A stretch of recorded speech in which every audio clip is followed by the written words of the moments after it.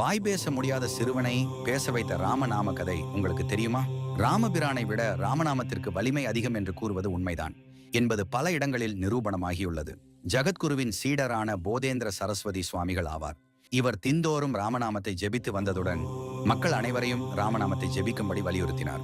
போதேந்திர சுவாமிகள் நாடு முழுவதும் யாத்திரை சென்றபோது ஒரு சமயம் தஞ்சை மாவட்டத்தில் பெரம்பூர் என்ற கிராமத்திற்கு சென்றார். அங்கு பல நாட்கள் தங்கி ராமநாம பிரச்சாரத்தில் ஈடுபட்டார்.